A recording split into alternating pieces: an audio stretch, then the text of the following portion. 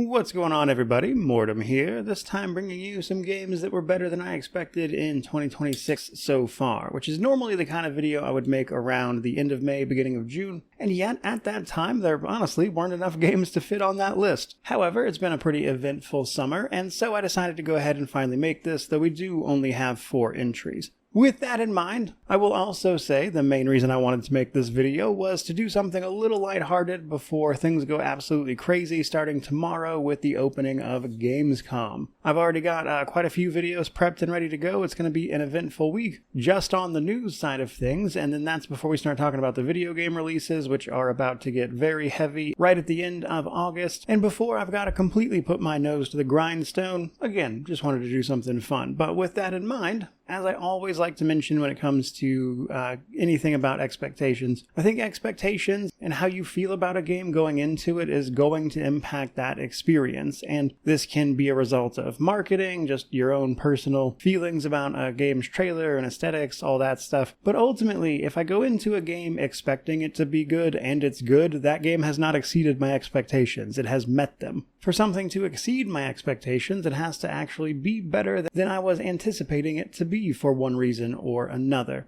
Sometimes that's a result of me having pretty low expectations going into something, and other times it's just a result of underestimating a game even. And so with that said, let's actually dive in and talk about just that. And we're going to kick it off with Gothic Remake. So, I really enjoyed the original Gothic, and I'm happy to say that I really enjoyed the remake as well. It's incredibly fun for me, at least, to see an older game like that get its flowers in the modern day when it's been reimagined in a way that makes it a little less difficult for people to play. However, if you know much about Gothic, you know that that was a bit of a minefield from the outset, trying to do that game justice. There were so many ways in which it could go wrong. In fact, I was a little overzealous myself about ways that could happen. Like, I was a little concerned about the difficulty going into it, which by the time I had finished the game, I think they did a great job with that even. But long story short, I really think that Alchemia Interactive managed to take the spirit of that original game and translate it to this remake incredibly well. And the nice thing was, it didn't stop after development. They've already put out several patches. They've got a roadmap for the future, including things like adding the game's Marvin mode, which is like console commands, a photo mode, a mod kit to help people make mods, and they're even going to introduce some alternative progression mechanics. I'm curious to see what they mean by that, but ultimately they did such a good job with this that I'm fully expecting them to make Gothic 2 Remake at some point, which is certainly likely given the way that works, but more than this video is really wanting to get into. And to top it all off, we know that this game did well for THQ Nordic. It is about to be a profitable game, which, considering its very long development cycle, is better than it sounds, I admit. But really, again, more than anything, there were just so many ways this could have gone sideways, and they managed to pull it off. It genuinely surprised me. Now, on the exact opposite end of that, I actually next up want to talk about Zero Parades for Dead Spies, which is such an interesting game to put on a list like this in particular, because it's definitely a situation where the story around the game is honestly of slightly more interest than the game itself, and yet, because of all the drama that went down between Disco Elysium and this game coming out, it's really no surprise that it didn't sell all that well and the studio ultimately had to lay people off. However, after the years-long back and forth of all the legal drama surrounding its release, which I'm not going to rehash here to be clear, that information is out there, you can certainly feel free to look it up, but as it relates to this game, I admit,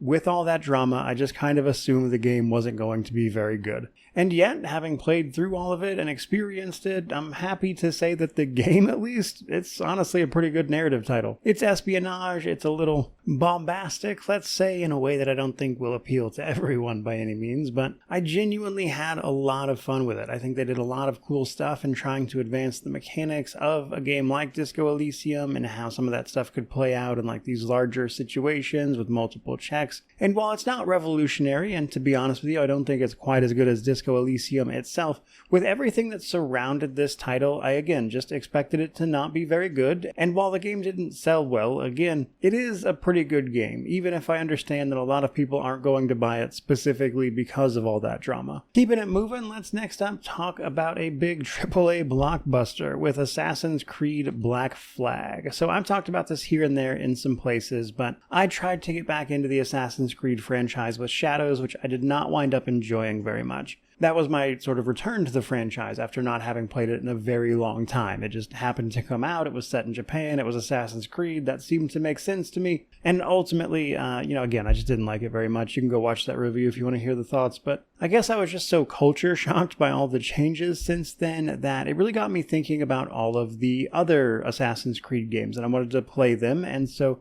Assassin's Creed Mirage actually got an update later that year, so I jumped in and played through Assassin's Creed Mirage. That was a game that was definitely more in line with what I was expecting, and it was pretty good. Didn't really blow my mind or anything, but again, more or less what I was expecting from an Assassin's Creed title at that point, and I had fun with it. And so, when I heard that they were remaking Black Flag, I was like, oh, okay, cool, this will be the next one I play, and just kind of see how I feel about some of the other games in the series. And I know people loved Black Flag, so this remake seems like a great place to jump into it. And I wanted to include this one because it's a game that I was expecting to be good, just because of all of the praise that it had gotten, and it still managed to exceed my expectations. In particular, I actually remember the exact moment where I was like, oh, I'm having a great time. And it was actually towards the end of the main story in particular. There's a part of the end sequence where a lot of your crew or what's left of it start singing this song as the game comes to a close, and Edward's life is about to change drastically. And they ultimately kind of created this really beautiful moment that I just wasn't expecting to happen. And I was already, again, having a really good time. But that moment in particular kind of sealed the deal for me,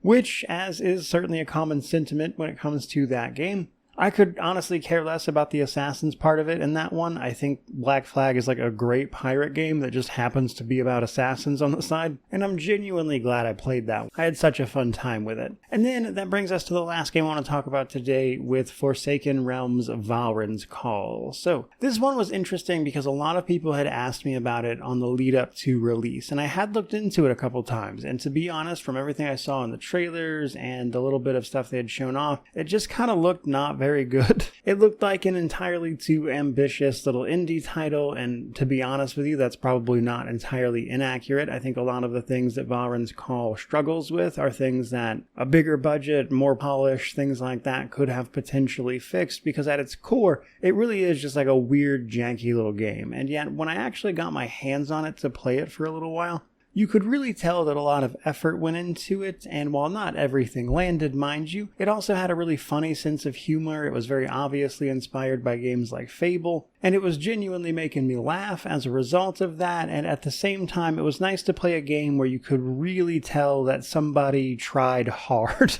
Now, for a lot of people, I'm sure that is simply not going to make up for the fact that a lot of it is, again, very janky, combat's certainly rough. I'm sure the humor is not going to be to everybody's taste, that kind of thing, but I, for one, am certainly glad I rolled the dice on it. I had a pretty good time with it, and it, again, genuinely made me laugh, which isn't nothing these days. So whether it was drunkenly fighting off rats in a basement, Colosseum style, saving a man trapped in an outhouse from the horrific garden gnomes, or simply going from that to reading the saddest story you've ever heard about a dead kid, Vahrin's Call is, I think, a little more than initially meets the eye. But that is, in fact, going to do it for this particular video. Like I said, just kind of wanted to do something a little more on the fun side before things get crazy, and I certainly hope you enjoyed it for exactly that reason. But if you've played any of these, or if you've played any games that happen to exceed your expectations this year, by all means, I'd love to hear about them down in the comment section below, which naturally means to like, comment, subscribe, all the YouTube jazz. But regardless of any of that, truly, just thank you so much for watching. I really do appreciate it. May you wander in wisdom and have an amazing day.